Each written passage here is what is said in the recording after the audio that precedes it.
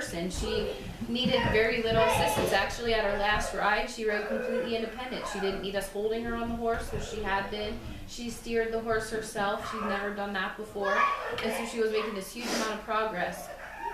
And I was telling Peg and Megan and Kyle before you guys got here that I told her, I said, we've been praying for you really hard all week. It was the week of Halloween. I even wrote it on the calendar, pray for Emma. And she said, you should not have done that. She said, anybody who prays for me gets attacked. And we did. But we didn't know why. And she said the people who trafficked her were a cult. And it's a big cult in York County. And she said it is demonic. And she said, you know, she told us all this stuff that happened to her and all this stuff that kind of comes back and tries to take her out. And so I said, well, we're going to keep on praying. And so she kept riding. And, you know, the week before I told you she rode like almost like a normal person. Well, this week we couldn't even get her on the horse. She was actually riding on the back of the horse. We had a saddle on the horse. We couldn't get her in the saddle. She was stiff. Her arms wouldn't work, which she's never had problems with her arms before. She could hardly talk. Her legs were stiff. And so she's like, I'm sorry, I'm no good today. And I was like, you are good today. And I was like, God has a plan in this. And it didn't come from me. Like, I was kind of freaking out. You know, I was like, you know, and I said, it didn't come from me. You know, you're getting on this horse. We're going to do this, and we're going to make this your best ride. So, you know, like all the while in my head, I'm just praying, like, God, I know you're going to do something here, but I don't know what. And so we get her up into the saddle, and it took her 45 minutes to even be able to get in the saddle because her legs were tight, her hands weren't working, and everything. And so we just started riding. And all of a sudden, her leg just starts flying around, and she's like, I hear voices. And then she said, she said she hears voices, and then we stopped. And we just put our hands on her. We just prayed, and I just prayed that God would have his will over her. And her leg went nuts. And this leg doesn't have tendons to move. So it was not her. Her leg was moving. And she's like, I can't do it. I'm dizzy. She started getting sick, like throwing up, sick. She had no control over her leg. And her parents and me, we put our hands on her legs, and we just prayed. I just prayed. Like, I just felt like God said, like, Satan, you have no place here. She is God's child. And after a while of that, she went completely limp, and she just started giggling. And she, you know, she's like, it's gone. And so then I freaked out even more because I'm just Mandy, and well, I know how to put somebody on a horse, so that's about it. And so, you know, I just kind of like was praying about it, and like, we were getting hit hard, like from every angle. Like, Mason was having a hard time at school, Rita was having a hard time, Mo was having a hard time, I was having a hard time, and we were all just kind of having a really hard time. And then we went to the revival, and I'm like, Brad, you gotta tell me what to do, because I don't know. I said, this is above me. And so we talked with Peg and everything, and when I got home, God kicked my butt and said, Mandy, that is not above you, that is below you. Right. And so, you know, that whole love conquers all thing, we don't have to know what we're doing. We have to learn what God says about what we're supposed to do, but it's beyond us. It's beyond us. The power of God is a mystery. Mm-hmm. And so because we don't understand it doesn't mean we don't have power over it. And so I believe, look, Sierra, this is Sierra. She's visiting from Colorado. And, you know, we were just kind of talking about the direction of what Right Foot Ranch is going to become. And, you know, I've always had all these dreams that we could, like, do clinics and camps and have kids come. And, you know, I told them, like, Rita, Mason, and Mo, and Sierra and I were sitting down, and I said, I don't see it as that anymore. I see it as something way beyond. This is a spiritual thing. It's a spiritual battle. And so, like, it's really exciting that we have that much power. It's really exciting, you know, that we get to go like the people in the Bible did, and run around like those kids and be like just so full of joy. And he doesn't call us to sit, you know, like, you know, we haven't been able to go anywhere for a really long time. And at first that sounds like a really nice vacation, but we were built to go. We were built to do. We weren't built to just sit. And so that's been a struggle for us, but in the sitting, God has brought so that we can still go outside and do. And I feel like that's such a miracle because, you know, like out the back door back here, God has been able to show up in really powerful ways. And I had a little girl come, what day was it? Friday? Friday. So she's been coming for a little while, and she's just a normal little kid who wants to learn how to ride a horse. And we were riding in the big arena. It was the first time that she got to ride in the big arena, so I rode with her on Friday. And she's like, I came from my church group. And I was like, oh, tell me what you know about God. And she's like, well, there's so much. And I was like, no, you're right. I was like, well, tell me what you think's most important right now.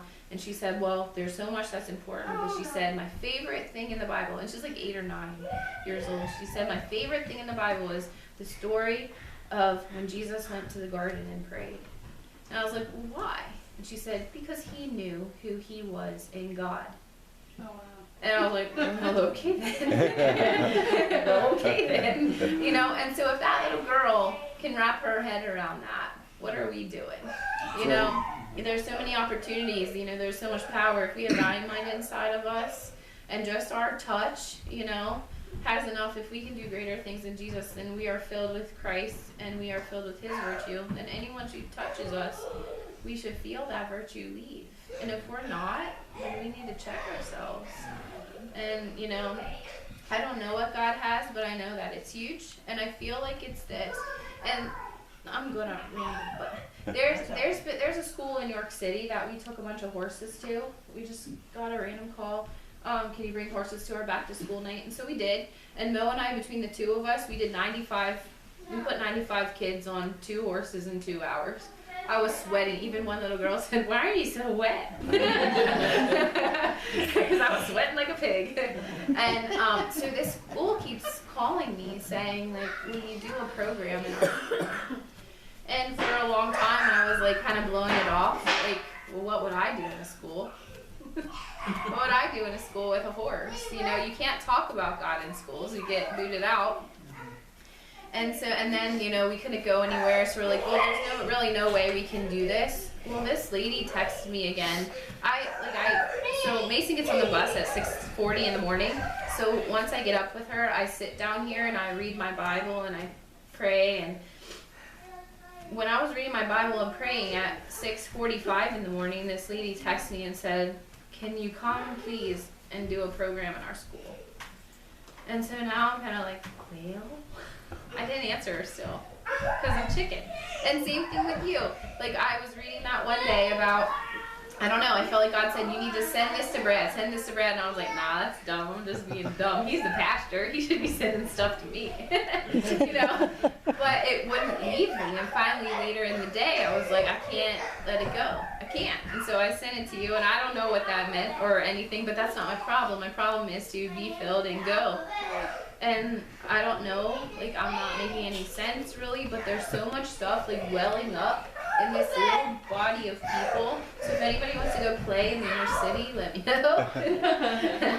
But you know, there's powerful things, and you know, if we just sit here and we sit in our house, darkness wins. You know, Satan gets to have his foothold if we don't do anything. You know, we have all this power, but if we don't use it, it's just gonna sit there.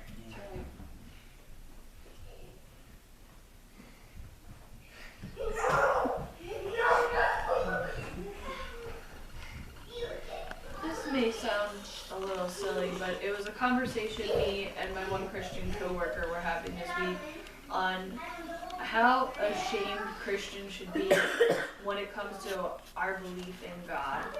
And what we were discussing is how children believe in Santa Claus, but only see evidence of him one day out of the entire year, and yet we see evidence of God every single day of our life, and yet we have so much doubt in him. And it's like, as Christians, we should be ashamed of that. We should really be ashamed that we don't have the belief we should have in God when we see him 24/7 pretty much. I mean, he's all around us, and yet we still doubt him, and yet there's children that could believe in somebody that they only experience one time out of the entire year. Mm-hmm.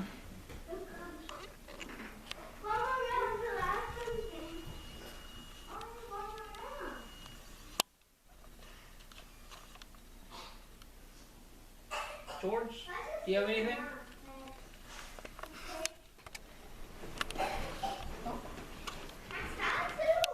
Yeah. Yeah. Fire treatment. And that sound call? Pre-mine cow group. What happened?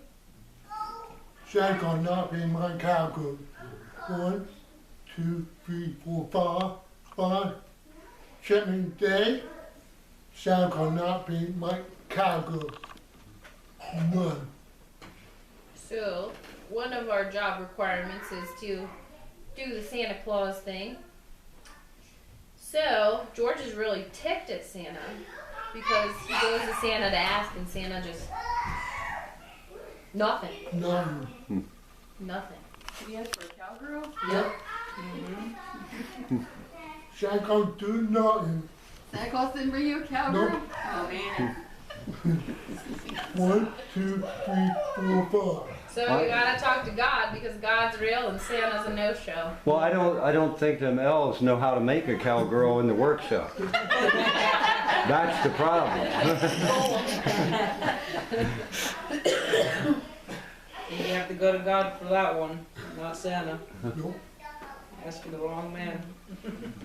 One thing though that George talks about to us sometimes is, well, I don't know, his grandfather is General Patton from World War II, like the general. So he tells a story, George tells us a story about his grandpa's prayer, right? Yep. You wanna tell them about that? My cabin. Fought World War II. That weather in the snow. Hey, stop. Then good weather. Getting good strength, good weather. Fight, jumping, good weather. Okay, yep. So there was a blizzard going on in Germany during the war, and it was like the battle that ended it all. And General Patton knew that he couldn't fight that battle in the weather. And he said that the only thing he had left was to go to God. And so Patton wrote in his journals his prayer to God about the weather, and that day the snowstorm stopped. Oh. Wow. Looking for him, so that's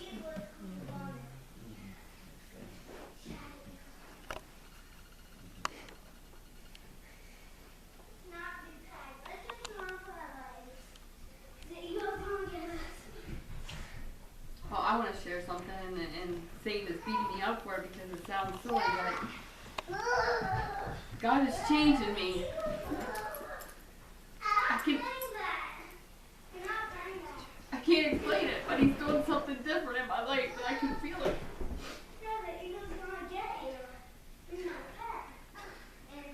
And I thank Him for that. But we've been. Our messages have been about letting God just take over our life and quit worrying about the things on this earth.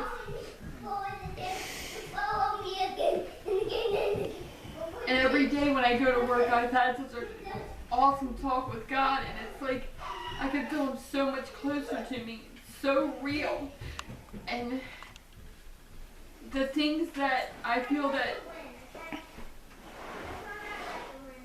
are so different in me than I've ever felt in my whole life.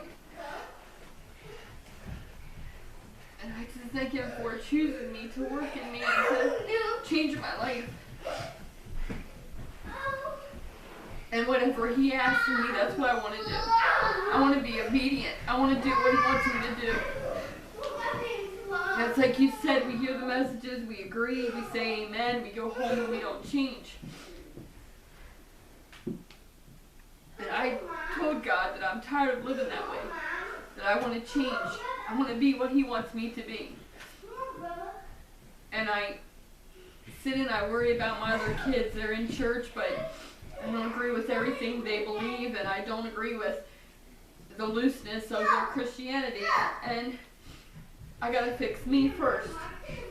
And that's what I'm working on. And I just ask y'all to pray for me that I can be what God wants me to be, but that I can be bold and I can stand up and do what He has me to do. But I just thank Him for working in my life and making a change. And I'm excited. I just can't, I don't know, just like this morning when the message was going, I could just feel God all over me. It's just so it's just so real. And I'm so excited for what he's doing. I just can't express it, but I just thank him for it.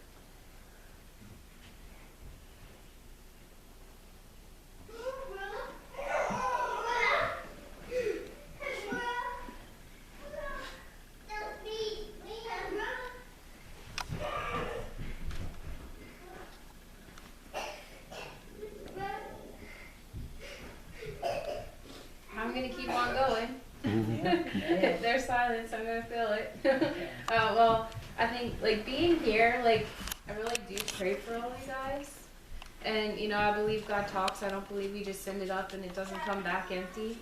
And you know, I see it. Like I see you guys differently. I see you different. Like, and so, you know, when you kind of see somebody all the time and, you know, they look the same no matter what, I see you different.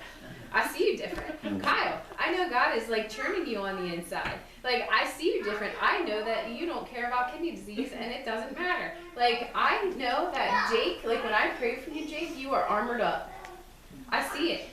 Like, I see it. And I could go on and on and on. And like, I see it in you guys. Like, I see it, you know, and I know like how many times we pray that we're thankful for Butch because you're like, you know those lights that you see in the sky and you don't really know where they come from, but and you're like 500 miles away and you're like, I wonder where that is, I wonder where that is. Like, you know, like there's a light. So my mom lives in Airville and we drive to here. There's a light somewhere in York and we can see it from Airville. You know what I mean? Like he just is shiny. And you know what I mean? And I see you all different. Like I see you all different. And like I think testimony is where it's at. You know how many times I want to hear your story. I want to hear your story. We're all ashamed of our story, or I think our story is no big deal. It is a big deal because I see you guys different, and it's like, wow. Like what have we been missing? But I know that God has it all in control. But the church is changing. Like, and God talks to us about each other. God's not a gossip, but he's a cheerleader. And he's like, but we don't say it because I think I'm going to be dumb. Like, I don't want to send you that message because maybe it doesn't mean anything to you and I'm just dumb. You know, or, you know, I don't want to say you're different because maybe you don't think you're different and I'm not going to stir the pot. You know what I mean? Like, and all these things, but God is doing something. Like, he's doing something in our families. Like, he's doing something in our, like, in ourselves, in our workplace, in our big families, in our small families. Like, you know, and I'm telling you, Jake, like every single time, your shield is really big. You know, and that's like in my prayer life, I've been saying, like, God, I don't want to just sit and mumble words to you. Like, I want, you know, see visions. I want to dream dreams. I want to, you know, that's what God says he will do for us. He will give us his eyes. He will give us his hands. You know, I want to see through spiritual eyes. Like these eyes, like my contacts get all dried up sometimes, and when I cry a lot at church. I cry and then they get all cloudy, but I see, like, you know, and if we can start to let God open our eyes to what he sees, I think he wants to show it. He's not like trying to keep it a secret. He's not trying to hide that. He wants us to be willing and open to say, you know, like, look at that person and see what I see. You know what I mean? Like, look at that person and, you know, don't see, like, what you want to see. Don't see, like, the camo shirt and the this and the that. He wants us to see what he sees and love like he loves. But I think we need to talk about that more. Like, Amen. You know, you're right. I shared this with Bonnie. I was praying for everybody individually, and I went through different people, and on my way to work, I would see one pew, I would pray for it. And I told Bonnie, I said, you know, Bonnie, you're our prayer warrior. And I see that. And whenever I have something that's bothering me, I say, tell Bonnie, she's going to pray for it. Don't be Megan. Megan knows. But you're right. You can see. I see a difference in Carla. I see such a difference in you since I started even going to the church there. I see God in you. I see that it's not all the doom and gloom. I see God in you, and I do, and you're right. We do see each other different if we just look with God's eyes. I'll go now since I was brought up.